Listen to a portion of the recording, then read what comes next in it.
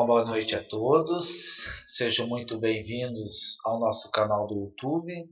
Eu sou o Cunha, trabalhador voluntário do Centro Espírita Nosso Lar. A partir desse momento daremos início à atividade doutrinária desta noite. Farei uma leitura do livro Minutos de Sabedoria, a prece, e aí apresento a expositora da noite. Então, do livro Minutos de Sabedoria, Carlos Torres Pastorino, a lição número 181, ela diz assim: não perca seu equilíbrio interno. Por maior que seja a tempestade que o envolve, não perca seu equilíbrio. Todas as tempestades passam,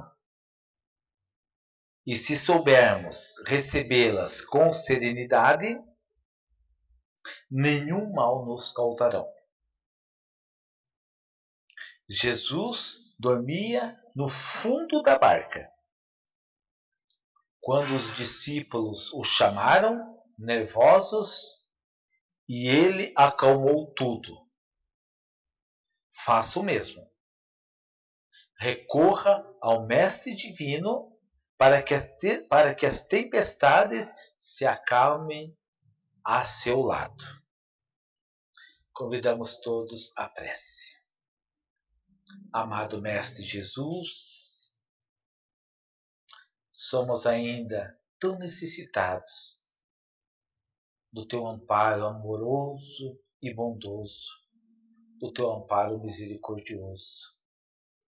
Ajuda-nos a entendermos as lições dessa noite, que elas possam passar por nossa mente, penetrar em nossos corações, fazendo morada em nossa alma, a fim de que possamos iluminar as nossas palavras, iluminar os nossos pensamentos, iluminar os nossos atos, para que assim os caminhos por onde andamos possam ser iluminados e essas luzes serem oferecidas àqueles que convivem conosco.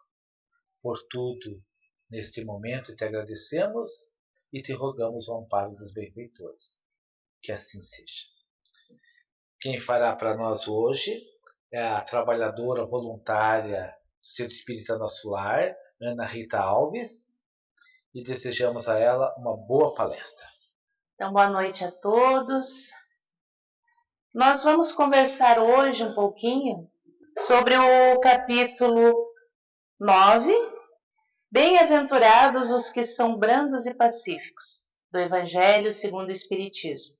Mas mais especificamente sobre um item que para nós ainda ele é muito difícil de ser entendido, mas que Jesus nos trouxe a receita, a forma como que nós devemos proceder.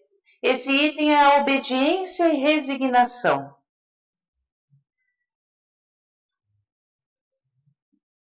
Ele começa assim: a doutrina de Jesus ensina em todos os seus pontos a obediência e a resignação, duas virtudes companheiras da doçura e muito ativas, se bem os homens erradamente as confundam com a negação do sentimento e da vontade. Nós não precisamos observar muito, vamos nos observar no nosso dia a dia e verificamos que nós temos muita resistência ao obedecer. Muitos de nós, apesar de já estar na vida adulta, às vezes agimos como crianças birrentas, quando nos dizem que nós temos que obedecer às leis. E só obedecemos às leis humanas, aquelas que mexem com o nosso bolso. Se nós sabemos que seremos multados, nós obedecemos. Temos um exemplo bem recente, que é o uso da máscara. Hoje aqui nós não estamos usando porque estamos gravando. Mas no nosso dia a dia nós temos que usar a máscara para nossa proteção e proteção dos que estão à nossa volta. Mas ela só se torna um hábito para nós porque a maioria dos legisladores impuseram multas para quem não utiliza. Então, nós somos desobedientes das leis humanas e desobedecemos as leis divinas, que são muito mais simples, muito mais fáceis de serem obedecidas. Porque Jesus fala em outra passagem, né? Tomai o meu fardo que é leve, o meu jugo que é suave. Porque ele está falando única e exclusivamente da lei de amor. Basta que amemos. Essa é a obediência que Deus nos pede e que Jesus nos ensinou. Mas nós nos revoltamos, nós nos colocamos sempre contra essa lei. E a resignação seria a conformidade com essa lei. Porque mais para frente ele nos diz que a obediência é o consentimento da razão. A razão nos leva a entender que seria muito mais fácil a nossa vida, a nossa caminhada, se nós simplesmente obedecêssemos às leis de amor, às leis divinas, às leis naturais. O amor a Deus sobre todas as coisas, o amor ao próximo, o amor a nós mesmos, o amor à natureza, amor aos animais, às plantas, o amor ao meio ambiente em que nós vivemos. Se nós praticássemos com calma, com paciência, e nós obedecêssemos essa lei, a nossa vida seria sim muito mais simples. Porque isso é racional. Se nós pensarmos sobre isso, nós vamos entender. E sim, é muito mais simples. E a resignação, ele continua, é o consentimento do coração. A resignação, muitas vezes, nós confundimos com a acomodação. Se resignar não é se acomodar. Se resignar é continuar a luta, é continuar a caminhada, é continuar vivendo apesar das dificuldades. A acomodação, vamos exemplificar. Eu recebo o diagnóstico de uma doença incurável. A acomodação é o desanimar, sentar num canto e dizer: essa doença é incurável, não vou fazer mais nada, não adianta fazer mais nada. A resignação é receber esse mesmo diagnóstico e pensar: há um propósito divino nisso. E a vida continua. É buscar o tratamento, é buscar o alívio, é continuar os meus relacionamentos, continuar com as minhas atividades até onde eu consiga. Continuar sendo útil à minha família, aos meus amigos, à minha comunidade. Isso é a resignação. A resignação é o consentimento do coração. Forças ativas ambas, porquanto carregam o fardo das provações que a revolta insensata deixa cair. Quando nós simplesmente nos revoltamos com os acontecimentos da vida, nós adiamos o nosso progresso. Nós deixamos cair o nosso progresso. Quando nós nos revoltamos contra as leis divinas, que são todas baseadas na lei maior que a lei do amor, quando nós maldizemos a vontade divina, nós retardamos a dor, o sofrimento e o nosso crescimento. Nós estamos vendo a forma como as pessoas estão reagindo ao momento atual, que é um momento de dor, é um momento de sofrimento, mas não é um momento de desesperação e revolta. É um momento de construção, de descobrir novas oportunidades, novos caminhos. Há alguns dias atrás, eu assisti na TV a entrevista de uma psicóloga, em que ela falava sobre como lidar com as crianças no momento atual, no momento da pandemia, o que conversar com elas, o que passar para elas. E ela falou uma coisa muito interessante. Ela se referindo a nós aqui da região sul, que somos, na grande maioria, descendentes de imigrantes. Pessoas que passaram por grandes sofrimentos em suas terras natal e, num momento, elas tiveram que sair do seu lar, sair do seu ambiente. Temos um amiguinho aqui querendo participar. Seja bem-vindo. Então, essas pessoas, esses antepassados que passaram por esses momentos de dor, tiveram que vir para um país estranho, falar uma língua estranha e sobreviveram, constituíram famílias. Eu conheci a história de uma pessoa, mãe de um amigo meu,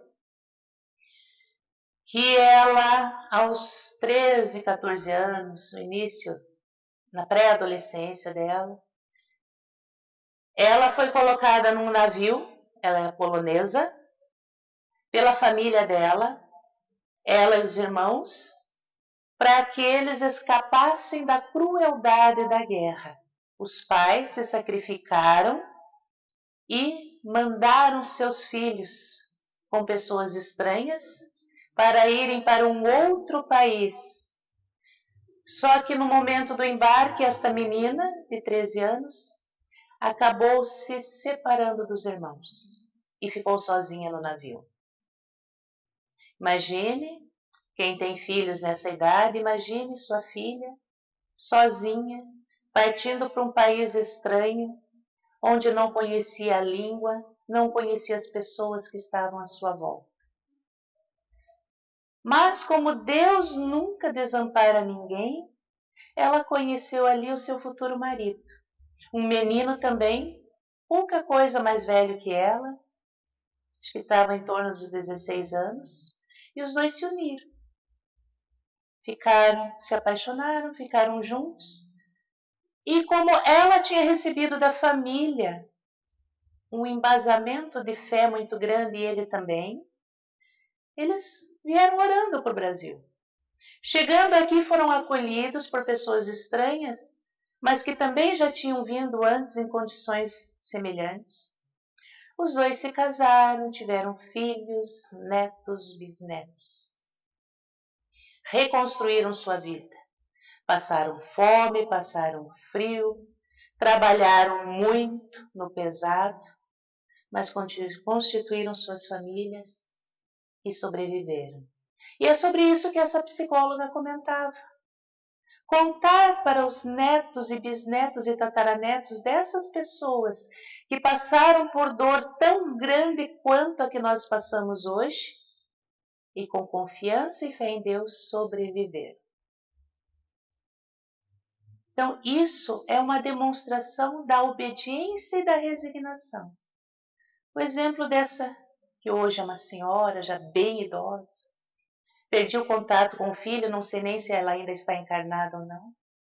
Mas o exemplo dela, que muito jovem passou por tudo isso e viveu cercada de amor, talvez até hoje eu não sei mais dela, porque ela foi resignada. Ela se resignou à vontade de Deus, ela se resignou, ela obedeceu às leis de Deus e sobreviveu.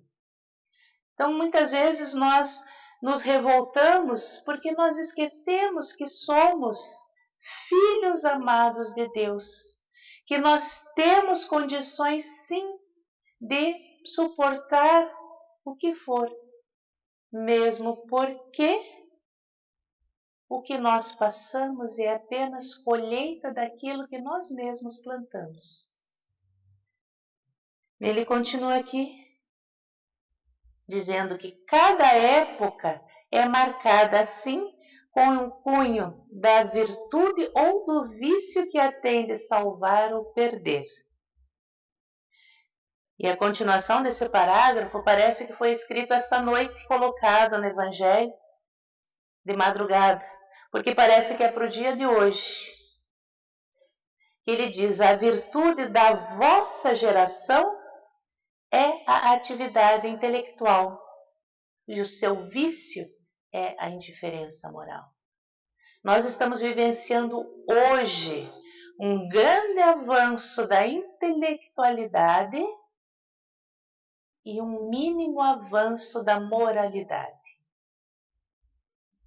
Há pontos que nós conseguimos já identificar de pessoas que estão se preocupando com isso, com o crescimento moral, mas ainda o nosso vício é a indiferença. Joana de Ângeles nos diz que nada ocorre por capricho pernicioso da vida. Nada do que nós estamos vivendo hoje, seja em âmbito mundial, nacional ou familiar, está acontecendo por acaso. Há um propósito. Há uma inteligência maior cuidando de tudo. Recebemos conforme damos, assim como colhemos consoante a qualidade dos grãos que semeamos. Nós semeamos, nós colhemos. Se nós semeamos frutas doces, colheremos frutas doces. Mas se nós semeamos ervas amargas, colheremos ervas amargas. Tudo vai depender de como nós reagimos.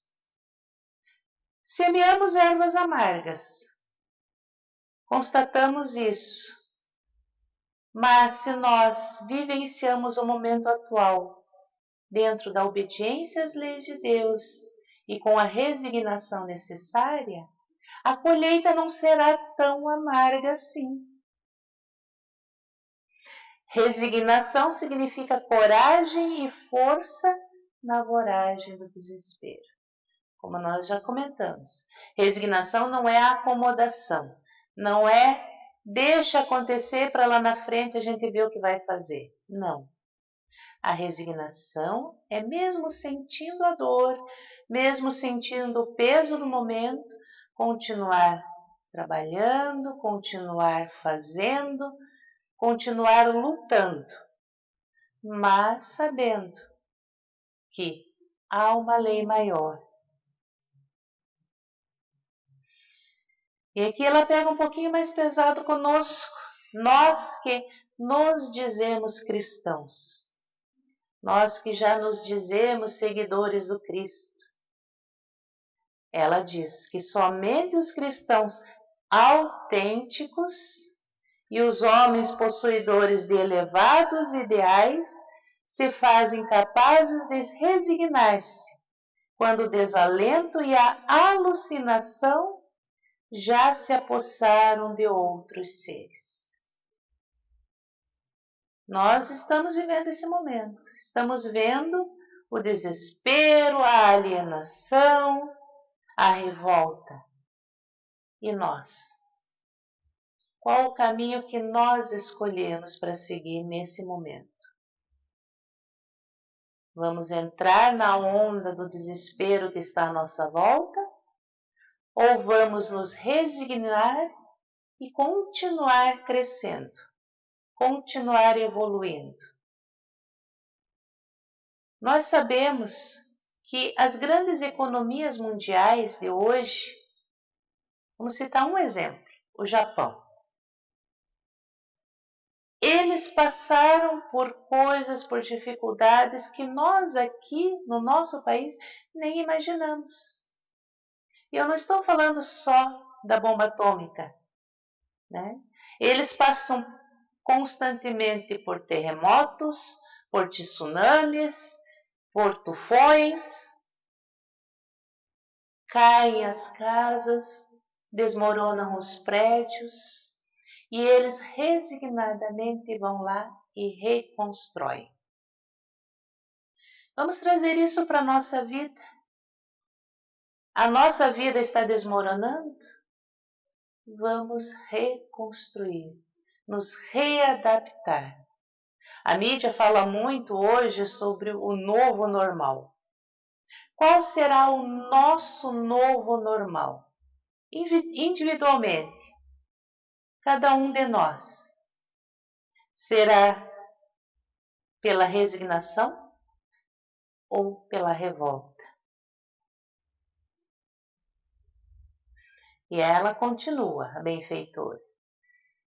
É necessário, pois, que em nossos atos esteja presente sempre a ordem, essa filha da obediência e irmã da disciplina, formando uma harmônica tríade para o nosso sucesso na materialização dos objetivos elevados que perseguimos. A situação à nossa volta está caótica, está confusa. O que nós precisamos fazer interiormente? Nós temos que iniciar colocando ordem. Como está a minha vida? Fazer uma autoavaliação. O que eu preciso manter? O que eu preciso modificar? Como que eu vou fazer isso? Aonde que eu vou fazer isso? E com disciplina e obediência às leis divinas, se já nos consideramos cristãos, vamos reordenar a nossa caminhada, refazer os nossos passos. Não podemos mais ir pela direita? Vamos tentar um caminho pela esquerda, ver o que acontece? Retornamos depois, modificamos lá na frente. Nós somos seres, usando um termo científico, seres mutantes. Os cientistas dizem que o ser humano é um mutante, porque o ser humano vem sofrendo modificações físicas e adaptações em todas as eras. Se nós pegamos o crânio de um homem das cavernas e um crânio de um homem atual, é visível as diferenças. Essas diferenças são as adaptações que o ser humano na vida material vem passando nos dias de hoje. Espiritualmente é a mesma coisa. Nós somos espíritos imortais, criados lá atrás, não sabemos quando. E Deus vem nos conduzindo, nos ensinando e nos adaptando, e nós estamos crescendo. Então vamos continuar com essa mentalidade. O que eu sou, o que eu quero ser, da onde que eu venho, para onde que eu vou e como vou fazer essa caminhada. Essa é a ordem que ela apresenta aqui, com disciplina, com persistência. Ela comenta em outro trecho que o bloco de mármore ou de granito, para revelar a estátua que se lhe encontre no interior, recebe os golpes do martelo e do cinzel com resignação. Um escultor, para formar uma obra, para formar uma estátua que quando nós vemos, achamos bela, achamos perfeita, ele usa da força do martelo e do cinzel para ir tirando as camadas que recobrem aquela obra que já está lá dentro. Michelangelo falava isso, que ele simplesmente limpava, mas a obra já estava lá dentro. Mas o mármore sofre, a pedra sofre as marteladas. Também o Espírito, para desvelar o anjo que lhe dorme no ímã, não prescinde dos instrumentos de lapidação, do calor, do sofrimento, das asperezas profissionais. Todos nós somos anjos. Todos, sem exceção alguma. Desde o mais nobre dos seres humanos, do mais elevado, até o mais criminoso, o mais cruel. Todos somos anjos. Nós estamos sendo lapidados nessa caminhada. E o sofrimento faz parte dessa lapidação. A dor, o sofrimento vão tirando as nossas camadas inferiores e vão colocando para fora o brilho do anjo que há em nós. Nós não podemos falar em tempo porque nós não sabemos, mas o fato é que nós vamos brilhar.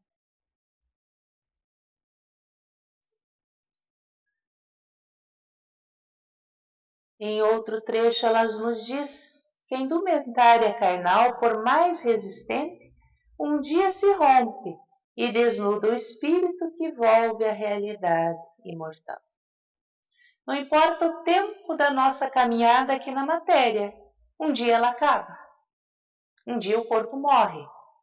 Um dia o corpo volta para a natureza, se decompõe e volta aos elementos primordiais que compõem a natureza. Mas o espírito continua. Esse é imortal. Nós somos imortais.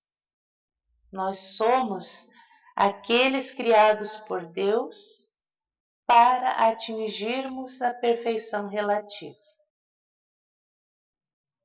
Se nós sofremos com resignação e amealhou os benefícios retirados do sofrimento, a sua dor resgate brinda-o com os reencontros felizes e as alegrias a que faz jus.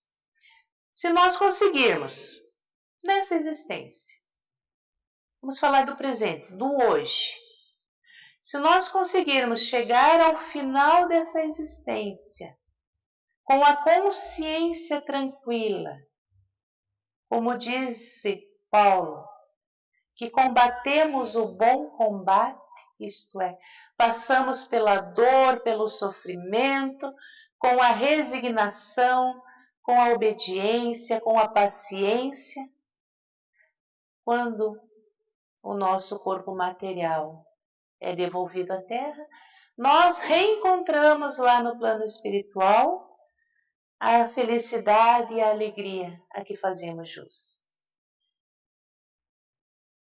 Mas, se no entanto não foi suportada com o aprumo e a elevação necessários, prossegue, porque dívida não paga ressurge com juros que aumentam.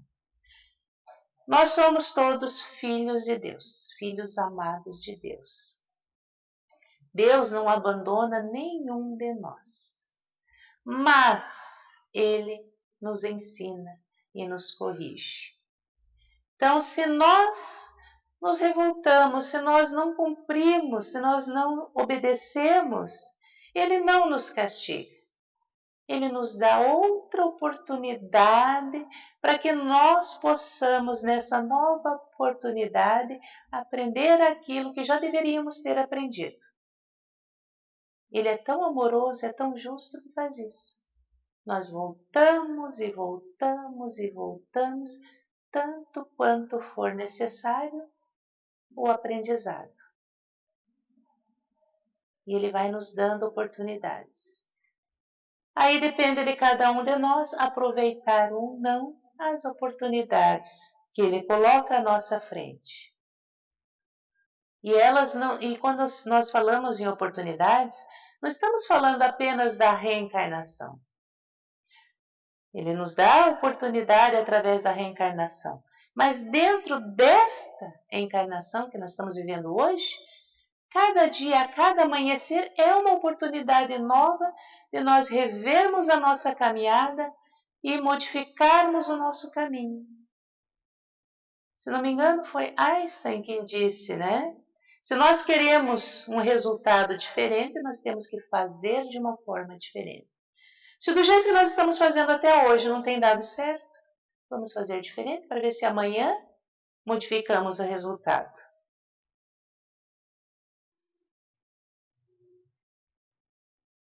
E ela nos lembra, Joana de Ângeles, que nunca te alcançam os sofrimentos que não mereças, assim como não passarás pela terra em regime de exceção sem os enfrentares. Todos nós sofremos. O nosso amigo Cunha sempre diz, né, que ou nós já sofremos, mas quem não sofreu ainda, não se preocupe que vai sofrer. Faz parte da nossa caminhada. O que nós temos que analisar, o que nós temos que fazer é ver como nós vamos sofrer. Se com a revolta ou com a resignação. As leis de Deus são iguais para todos. Não tem um espírito sequer aqui na face da Terra ou no universo que não esteja sujeito às leis de Deus. Todos nós passamos pela fieira do aprendizado. Substituindo o amor que escasseia, a dor é a mestra que impulsiona o avanço. O que ela está querendo dizer aqui? Que nós vamos avançar pelo amor ou pela dor. Seria melhor, mais interessante se nós avançássemos pelo amor. Mas a grande maioria de nós ainda está na fase de só aprender com a dor. Chegará o dia em que nós vamos sofrer o envelhecimento da matéria, as vicissitudes, mas sem a dor do sofrimento, apenas reconhecendo a necessidade da caminhada. Então esse é o nosso recado para hoje. Vou deixar aqui a bibliografia para quem quiser se aprofundar, conhecer um pouquinho mais desse capítulo.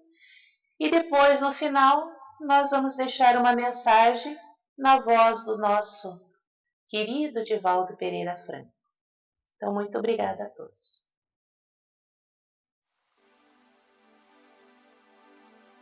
Serenidade sempre. Todo homem sábio é sereno. A serenidade é conquista que se consegue a esforço pessoal e passo a passo. Pequenos desafios que são superados. Irritação que se faz controlada. Desajustes emocionais corrigidos. Vontade bem direcionada. Ambição freada. São experiências para a aquisição da serenidade. Um espírito sereno já se encontrou consigo próprio, sabendo o que exatamente deseja da vida. A serenidade harmoniza, exteriorizando-se de forma agradável para os circunstantes. Inspira confiança, acalma e propõe afeição. O homem sereno já venceu grande parte da luta. Que nenhuma agressão exterior te perturbe, levando-te à irritação, ao desequilíbrio. Mantém-te sereno em todas as realizações. A tua paz é moeda arduamente conquistada, que não deves atirar fora por motivos irrelevantes. Os tesouros reais de alto valor são aqueles de ordem íntima, que ninguém toma, jamais se perdem e sempre seguem com a pessoa. Tua serenidade, tua gema preciosa.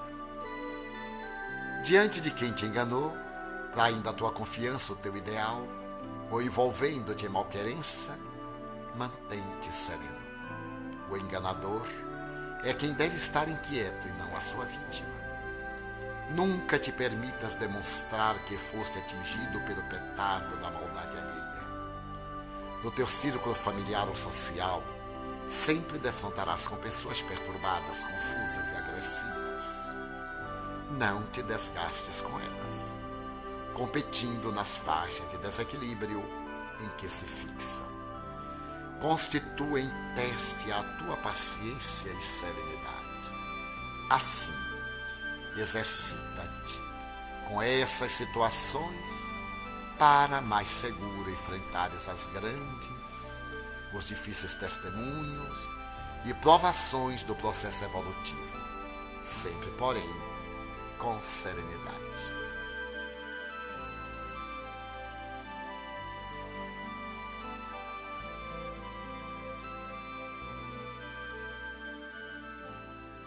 Então agradecemos a nossa querida Ana Rita, agradecemos a sua audiência, muito obrigado, e agora faremos a prece de encerramento. Amado Mestre Jesus, quantas lições, quantas reflexões,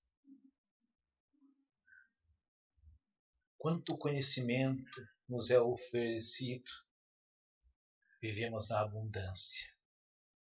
Abençoa-nos, a fim de que possamos compreender. Dai-nos forças, coragem, a fim de que possamos vivenciar. E sede sempre, Mestre amado, o nosso disciplinador, o nosso cuidador, e conduz-nos pelos caminhos do bem e da paz. Por tudo nesta noite. Muito obrigado. Que assim seja.